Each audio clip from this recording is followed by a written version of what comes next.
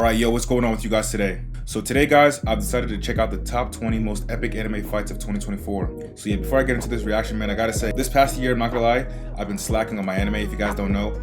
So yeah, I've been on like a little anime watching hiatus. So I haven't been caught up fully to a lot of animes that came out. I can honestly say like there's probably like 5 to 8 animes that I've watched this past year. We're in 2025 now, so I'm talking about the last year, obviously 2020. So yeah, there's only like a few. So I'm expected to see like a few anime scenes in this compilation, but like I said, I feel like the majority of the fights that I'm going to be seeing, I either maybe saw clips on YouTube. So yeah, guys, let's check out this video and see what the top 20 most epic anime fights of 2024 last year. See what they are.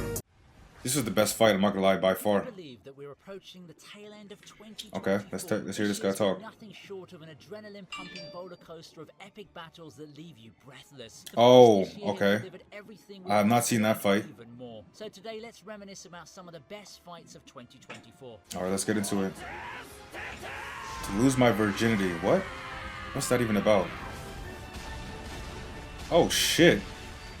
There's no way this guy punched him for his virginity. Starting off the list with Arajin versus Shindo from Buchigiri. And I mean, it Okay. seriously reminds you of JoJo's Bizarre Adventure in a lot Is that so? But let's talk about one of the most intense fight scenes involving Arajin and Shindo. This is the showdown where things go from absolutely nothing to chaos in about 3 seconds. So Shindo's out here That's a doing quick this thing turnaround. which apparently involves whipping the ever-loving crap out of Arajin and his gang. But when Shindo whipped Maharo, our boy's Oh crush, shit, Arajin decided it his was hands are over. bisexual. It doesn't matter if it's male or female. Everybody getting them hands. Destroyed Shindo by punching him, and let me tell you, Arajin punches Shindo with so much power that the scene Oh, replays the shit. picture 3 different times. Yeah, I'm not gonna lie. You know an anime fight. You know a punching sequence means business when they replay it 3 to 4 different times in a couple different angles. That's how you know it's a good fight scene. Nope, you got to see it again and again and one more time for good measure. This scene Damn. is a pure work of art because you could literally feel the force of that punch. Luckily, Arajin finally got his MC moment, the one we've all been waiting for desperately. And did I may want to check out this anime. Okay, this one looks pretty interesting. Hey, hold on, slow it down. I don't think I think other than One Punch Man, there's no punch power that ever met the quality of My Hero's punch, of All Might specifically punch. So I forgot his name. Was it Nomu? That punch to this day is still like the most significant heart. Like that shit gives me goosebumps every time I see that punch. Same epic level. Damn, he scraped his face. That shit must have been hurt. That must have been a serious punch. Okay. Oh shit. Okay, what's this one? Ishura. Well, I think I may have seen one episode of this, but I haven't. Like, I haven't seen this anime through. Okay. Next up is an entry from Ishura, an anime that not a lot of people talk about. It's when Sojiro fought the Shulk. The series itself is a unique kind of isekai and it's got some jaw-dropping fights. Sojiro is our amazing sword master, the one who can cut through anything. On the other hand, we have Shulk, the sound slicer who's called that for a reason. When the two duke it out, it's nothing short of a There's no way you can lose to a It's a skeleton. pretty fast one, and Sojiro can't keep up with his moves. So what does he do? He So predicts Shulk's I'm not gonna lie. We have this guy fighting Brook. deals with him like that. The intensity of this fight is off the charts. Every clash of their abilities sends shockwaves across the battlefield, and you're sitting on the edge of your seat, wondering who's gonna land the next hit. What I love about this fight is how Sojiro anticipates Shulk's movements, even when he can't see them, yet he can still evade everything. It highlights how I want to know. it is to I just want to know how is this skeleton even doing his thing right now? Because are they in like another dimension?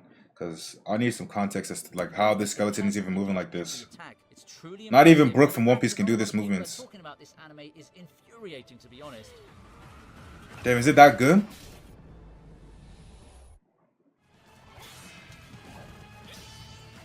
Oh yeah, I've seen this anime. I'm not gonna lie. When I saw the trailer for this over the summer, I was hyped. But watching the anime, this shit was. I don't want to say it was trash because it wasn't good, guys. I'm not gonna lie. I didn't like this show overall. First of all, I don't know why they censored it solely on Harley Quinn. Like, I'm not gonna lie. Harley Quinn's a good character, but she shouldn't have been the MC in my opinion. They should have focalized the whole story based on her shit. Like, how is she the most powerful Suicide Squad agent when you literally have Deadshot on your team? I'm not gonna lie. So that threw me off. But anyway, that's kind of minor. But overall, the plot of this whole Suicide Squad isekai, they could have done something better. They could have done so much better shit with this. And I'm not gonna lie, this is actually the first anime adaptation for like an American westernized show that in my eyes is an L. So that's just my opinion though. If they come out with a season 2, I would need an outside source to like vouch for it, because if not, I'm not gonna even touch season 2 for this anime. Moving on, we have Suicide Squad. But the fight sequences weren't bad. I forgot about this fight though. Like, in what world is Harley Quinn fighting a whole Japanese samurai? Like, even in the live action with Margot Robbie, she wasn't doing all this shit. And guess what? Harley actually pushes Katana to retreat. Who knew that she was such a skilled swordsman, eh? She's not. She literally is not. Stunning. It's a huge upgrade from their initial clash. But the real star here is the choreography. Harley's unpredictable fighting style is a blast to watch here as she seamlessly blends acrobatic agility with chaotic, playful sword swings. We just can't get enough of it. I was surprised at how good the fight scenes were, and my mind was absolutely blown away. Oh, the fight sequence is pretty good though. I forgot about it though. That's how like overall insignificant it was in my eyes. It was a good fight though. Oh shit. Oh, I'm actually watching this anime right now. I'm on episode like 8. Damn, I'm about to get spoiled. Into this list, we have Farlin fighting everyone in Delicious in Dungeon. At first, it made it like a pretty delightful and hilarious adventure show about cooking monsters. Wait, but I'm about to get spoiled low key because I'm literally watching it. I'm not at this point right now. I think I'm on episode 8, like I said. But okay. I may want to skip a little bit of this fight scene. I'm going to skip around because I don't want to get spoiled. I'm liking the show. Sometimes I even lose track of time. If you're someone who vibes with that, let me introduce you to Fairy Tail 100 Years Quest picks up where the original Fairy Tail left us, and we get to I have not seen this shit. I've not even seen the original Fairy Tail, let alone the new remake that they came out with. I heard some good things about the reboot. I don't know if it's a reboot or a continuation, but I heard some good things about that show. King. Now, the Water Dragon King isn't an ordinary majestic character. It's a massive and shimmering powerhouse that brings the very essence of water magic to the battlefield. Natsu and his gang know things are Damn, they were just chilling on the beach. They see that terrifying creature. While Natsu was all about frying the Water Dragon King with his flames, sadly, damn, he has blast breath too? Weak against him. But after consuming the flames of hell, Natsu turns the tables and beats the Water Dragon King. Damn, he got a nine-tailed fox. Damn, the animation looks good though, I'm not gonna lie. It's easily the best Fairy Tail has ever. What studio did this? I'm gonna assume Toei, of course. The power of bitches hugging you from behind. It's undefeated at this point. It's like, what? Off the top of my head, I think we're like 3-0. Naruto when Sakura did it, when Hinata did it, and now this. So the come from behind hug is undefeated. Which is a testament to their bond. I don't know why that specific hug stops everything from continuing. Okay, I've not seen this shit. Metallic Rogue. This is like a Gundam anime? It looks like it is. Oh my gosh, the animation looks sick though. Underrated anime, we have Metallic Rouge, where Rouge okay. Viola, and it's nothing short of an electrifying spectacle. Weave. It's a whirlwind of colors and energy. Okay, no, this graphics looks nice though. Ooh, shit, that looked tough. Every dazzling attack. In the end, Rouge wins with one powerful punch, making all of Viola's earliest swordsmanship seem pointless. The animation of this fight is top-notch. Damn, so she can transform into her Gundam suit, or whatever that is. This scene had no business going this hard because it was a banger. And that final moment when she drops to her knees in defeat as the chorus fades. Man, I fell down to my knees when the Lord came. Chills down my spine. Getting good animation is nice, but pairing it up with some mouth-dropping music. That shit is tough right there. It also has some significance to the plot, as she was the one who took Rouge from the streets and even gave her a job. Damn, okay. No, the epic music going crazy too. Oh, I'm gonna have to check that shit out. Okay, this one I may need to skip because I'm on season 1 right now, and I'm guessing this is gonna be season 2. Oh yeah, I'm low-key gonna have to skip this shit. I know this fight's gonna be tough, but I don't wanna get spoiled on that fight. Okay, we'll see this part. What we got here? Whoa! Whoa! What is this? Big tip. Whoa, let me go back a little bit. Is this My Hero? Okay, if you guys don't know anything about me, I told you the guys I gave up on My Hero. So like the past 2.5, 3 seasons, I've not even watched. This in and of itself may inspire me to pick up the anime again. So I don't know if I should skip it or continue. You know what? Fuck it. Let's watch it.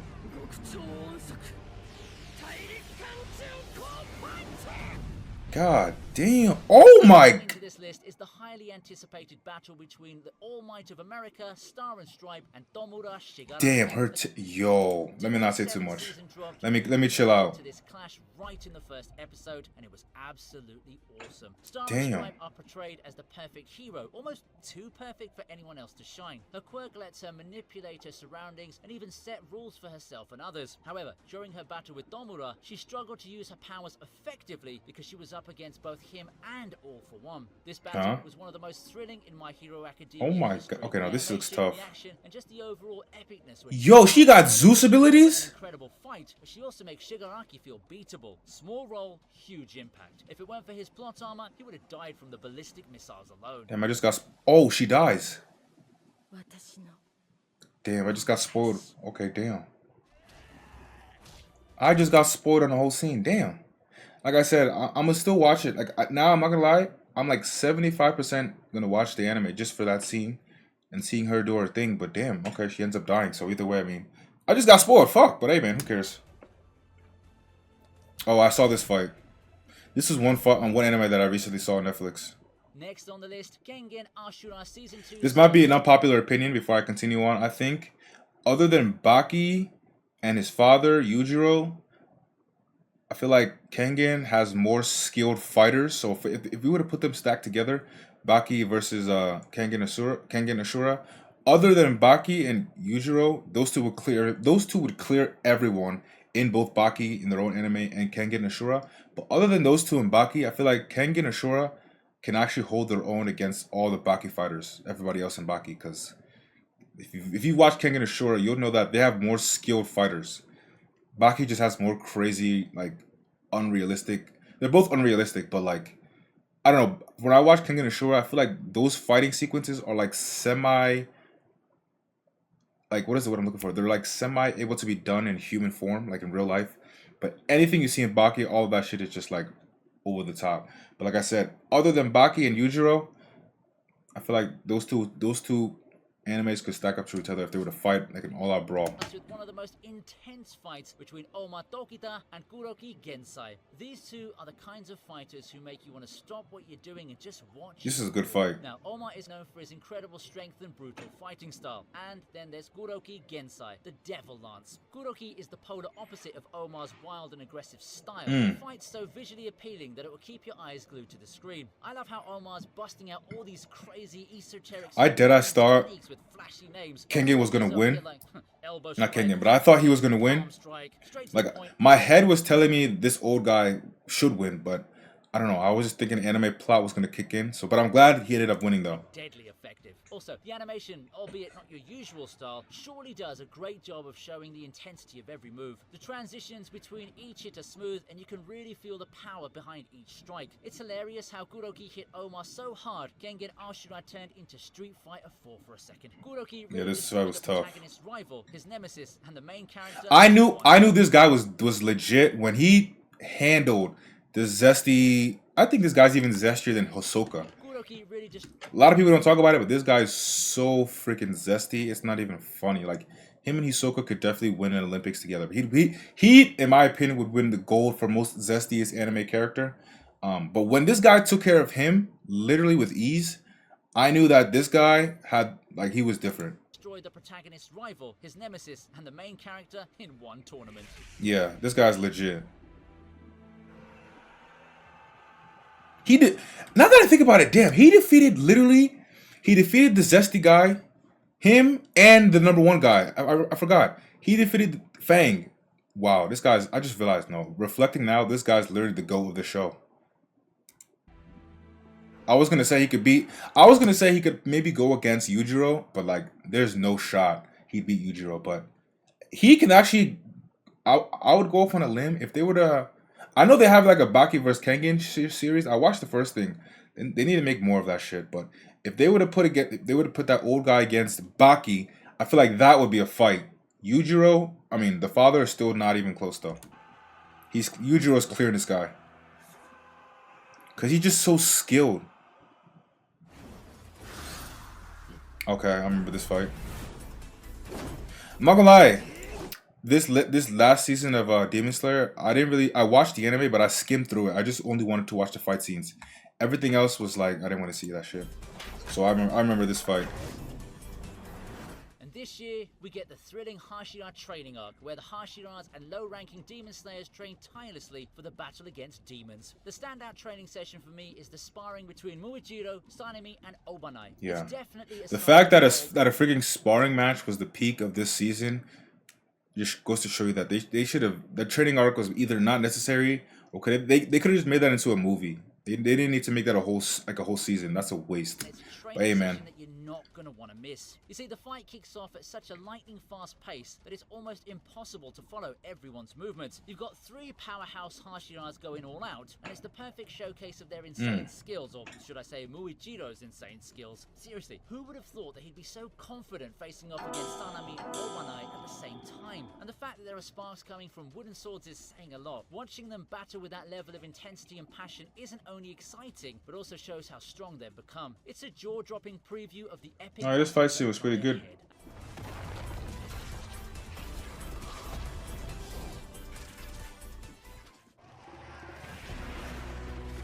Mushoku Tensei, shit. I have not seen the new season. Oh my gosh. Okay. Wait, this shit looking tough. Again, let's go to Mushoku Tensei, where Rudius's party fought the Hydra. I need to get back to this anime. I just realized, damn, because I'm like halfway through the second season. I need to finish. Oh! That's one thing that I like about this show. Well, in the latest season, our heroes are able to track her down and are all about saving her. But it's not that easy. Turns out a terrifying Hydra. Yeah, I need to get back into this anime. This is a good anime in my opinion. Have to fight the Hydra. Now, the Hydra's CGI design might seem a little weird at first, but it actually blends well with the background and characters, so it's not distracting as the fight goes on. What really makes this fight memorable, though, is the emotional punch it packs. Just when the Hydra is nearly defeated, it pulls off one last surprise attack, and Paul jumps in to save Rudius, taking the hit instead. That moment adds a whole new level of intensity. Oh shit! Unforgettable. And the fact that they released this episode on Father's Day was something we never recovered from. And of course, damn. The animation is top tier. Oh my god, I can't look too much because I don't want to get spoiled. I already got spoiled, but I don't want to see the details. Okay, I remember this fight. I saw this anime. Moving on to another contender, this jaw-dropping battle between this anime was actually pretty good. Gaiju number 8 is I'm not gonna lie, I was skeptical of this anime before the anime dropped, but after watching season 1 in totality, I think this show is gonna be really good moving forward. Most epic yet underrated fights this year. When Garfgar found himself up against the Director General of the Defense Force, he knew he wasn't going to get away unscathed. He had to turn into his Kaiju form to take as little damage as he could. But unfortunately, Garfgar turned into his Berserk Kaiju form and lost control over himself. The fight's intense, nerve-wracking, and straight-up jaw-dropping. Although Kaiju number 8 isn't godly like Demon Slayer, the movement still managed to become clean and precise. What I really love about this fight scene is how Garfgar refuses to let his Kaiju form harm Isao in front of his daughter, which I'm not gonna lie though, this is just like, now that I'm thinking about it, in the moment I didn't really think about it, but now that I'm reflecting on this scene, Kaiju number 8 literally just stole the same plot line as Attack on Titan early on in the season. Because if you guys remember Attack on Titan, Eren Yeager was Loki trying to prove himself for being a good Titan essentially, and he had to like essentially prove himself to like their higher ranks, and he had to like restrain himself from doing, you know, unthinkable things. Like, just overall, I'm just saying this whole sequence, this whole fighting sequence, I'm assuming they took it from Attack on Titan, which I like I said, I don't really care about who copies who, but I'm just realizing that this was definitely a similar reference to Attack on Titan when Eren was going up against the scouts and essentially had to prove himself as like not one of the bad Titans. So I just thought about that. Instead, he injures himself to put an end to the chaos he's causing. Now, I want to see what happens when the guy goes all out. It was a pure battle of strength, and seeing Garfgar turn red was just spine-chilling.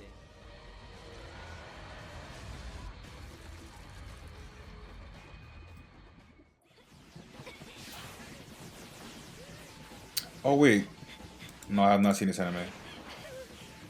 What the heck, though? The Elusive Samurai is a fresh new anime that will make you fall in love with Japanese history, while the fight between I like this shit. Wait, this animation looks tough. You see, Dogiyuki is pretty good at running. I'm so confused though. Is this guy on drugs? Spin your head and give you a bad bad headache. Yo, he's Sonic. What Tokiyuki did against Shogun, and he absolutely destroyed him. Okay, no, this is different. On his face. Bro was literally having the time Yo, of his life, skipping around. is he on yo, he's on crack. Choreography to the camera movements, everything is What is that shit on his chest? flawlessly. It just creates an action sequence. What the heck was that's hard that? to look away from. Okay. This moment is the best example of how sometimes speed can overwhelm strength. The colors of Shogun's blood and seeing. Oh yeah, that's without a doubt. If you guys don't know, if I had one superpower ability, it would always be superhuman strength, like the Flash. I wouldn't want to be well, Superman has everything, but I wouldn't just want to be a big brute strong guy. Because what are you gonna use that for? I mean, you could use it to like lift buildings, but speed is always better. You can do more with that shit. I know it looked a little bit funny, but it was still brutal. As you can see, Shogun slowly lost his mind before he was even beaten by Tokiyuki. No, this is insane. Bro, what is happening right now? This shit is crazy. Free reign. This anime too, I think I'm on episode like 18, so I'm pretty far along into the anime. I didn't finish it though, so I may know this fight though.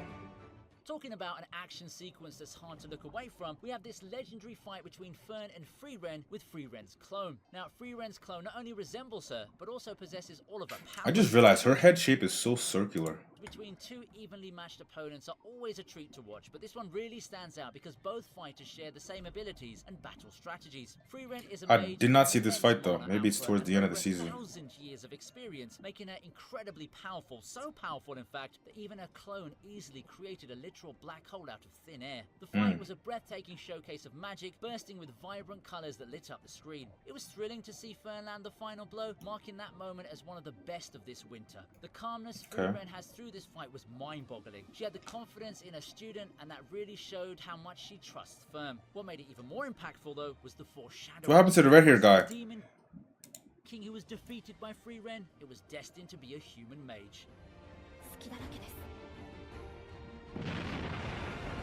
Damn. A lot of people are saying that this show is better than Full Metal Alchemist. That is where I draw the line completely. I just gotta say that because I like the show Free Reign. Like I said, I'm pretty far along. I'm on episode like 17, 18. So far I can see the hype, not the hype, but I can see why people like the anime so much. But Full Metal Alchemist is where I draw the line, guys. I do not think this anime is. I personally don't think this anime is top 10 of all time. It could potentially crack top 10 after they do more seasons, but just off of one season, people trying to claim this is better than Full Metal Alchemist, like you literally have like that person literally is like a I don't know what to call you. You're just like something else at this point. So yeah, that's all I gotta say about that. Oh yeah, this fight, I've seen this fight. Windbreaker. Yeah, this is a good fight. Next up is Windbreaker, another thrilling delinquent anime following Tokyo Revengers and the electrifying. I have not seen Tokyo Revengers, but I've heard that this anime is 10 times better than Tokyo Revengers, and that's all I needed to hear to never want to watch Tokyo Revengers. Between our main boy Sakura and Joe Togame. Sakura really showed some serious guts going up against Joe, especially since Joe absolutely wrecked him. Yeah, this was a good fight. But give Sakura credit, he didn't back down without a fight and managed to land some solid hits on Joe before going down. Other animes should take notes from Windbreaker when it comes to animating hand-to-hand combat scenes. Yeah, that's a fact. The fighting sequence was nice. Smooth motion of every punch and kick were Look at that. breathtaking. You saw that? No, I gotta go back. He weaved that shit and snuck a little counter to that. That was tough. No, this fight scene, I need to rewatch this fight scene. Look at that. 1, 2. Look at that. Boom. Weave. Oh my. Because that could be done in real life. Like, obviously, if you're super skilled, that's an uppercut right there. Absolutely breathtaking, raising the bar for action sequences. I can't wait for season 2 for this anime. I absolutely love raw, powerful fights, and this fight between Sakura and Joe definitely fits the bill. It's just the beginning, and I can't wait to see what Windbreaker has to We need a season 2 ASAP.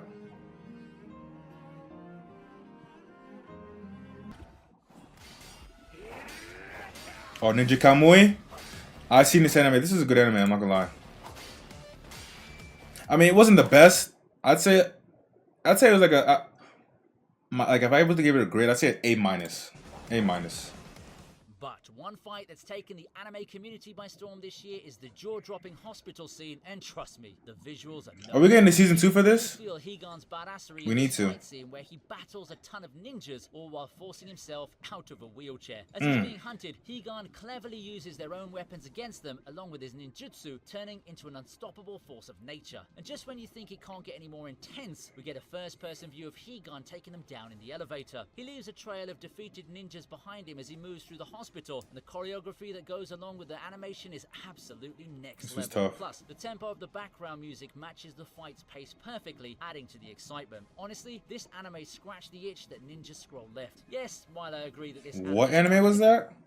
Honestly, this anime scratched the itch that Ninja Scroll. I've never heard of this anime. Is this a good anime, you guys? Let me know. Scroll left. Yes, while I agree that this anime started and ended differently, you can't deny the epicness of this particular scene. It really had me on the edge of my seat.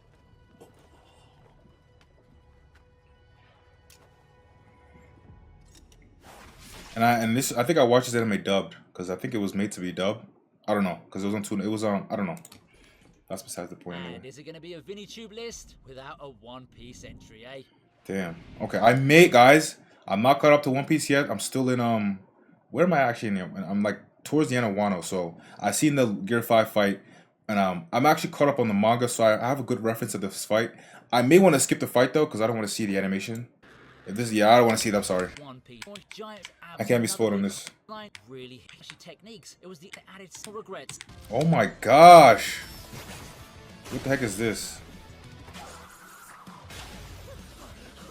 Coming from an anime that's fairly new, the fight between Will and Julius from Wistoria is What is this something shit? you'd want to watch again and again. From the very start, Okay, it's like a wizard anime, it looks like. Will isn't just a rookie. He's got some impressive tricks up his sleeve. He uses his spellcasting skills and quick thinking to pull off some amazing moves that keep you on your toes. On the other side, Julius, with his sharp techniques and powerful magic, is ready to destroy Will using his clones. Will faces off against Julius and his clones with an intensity that's truly impressive. The battle is nothing short of epic, as Will skillfully takes apart Julius and his magical duplicates in an amazing show of talent and determination. The look of shock and horror on Julius's face as he and his clones are defeated is priceless, and the moment when Will delivers a final crushing punch to Julius is absolutely unforgettable. Julius even did that cringy. See, that punch wasn't as good as the first punches that we saw. What was the first punch we saw? This guy's punch, and nothing's gonna compare to All Might's punch, but this was a good punch. He knocked some teeth out. Okay, that's serious. That's serious. Oh shit, and he got hit against the wall. Okay, that was a serious punch. You only know a punch is serious, not because if you punch somebody in anime and they don't fly and they don't like collide against the wall, that punch wasn't all that shit. But if somebody punched you so hard in anime that they replayed it a few times in different angles, and you flew all the way to the wall and you committed some damage to the wall, that's how you know a punch was serious. Okay, solo leveling, best fight right now. I agree with this list in order too. Well, not in order because I don't know about other animes, but this one is probably gonna be number one. Last but not least, we have the battle between Sung The best fight. and Igris from Solo Leveling. And shout out to Solo Leveling. We just got season 2 now. Season 2 is starting off right where we left off, so I like it a lot. Shadow Monarch has come a long way from being a weak E-grade hunter. On the other side, we have Igris, the powerful Igris. That name sounds tough. Igris. His combat experience and overwhelming strength are no joke. At first, Igris confidently believes that he's got this in the bag, managing to momentarily put Jinwoo in his place. But here's where things take a turn. Jinwoo taps into his real god mode, ditching his weapon. Different. He goes bare-fisted against Igris. Even that sequence looks so tough. The anime didn't cut corners in terms of animation and fight choreography. Nice. Even better was that Igris even dropped his sword and started throwing hands. But the ending was just perfect as the voice actor went wild and the iconic red and white impact frame caught me off guard. That's why I can easily say it's one of the Damn, only one other anime did that, which was One Piece. The significant punch scene that Luffy did against, I think, the Gorosei. I forgot his name. One of the Celestial Dragons. Changing the colors to regular black and white. Different. This fight was god tier. Damn, this is a good fight. Good fight, man. Overall, man. Damn, that's the list, man. Okay, so yeah, man. This is a really good list. Top 20 most epic fights of this past 2024. And finishing it off with Solo Leveling definitely made sense. Overall, really good fight sequence. A few fights that I got spoiled on. I would say I was spoiled. I mean, I wouldn't say I was spoiled on the what is the one? My Hero Academia, because like I said, I wasn't really interested in watching the anime. I literally gave up on that show completely. If you guys don't know, I gave up on My Hero Academia.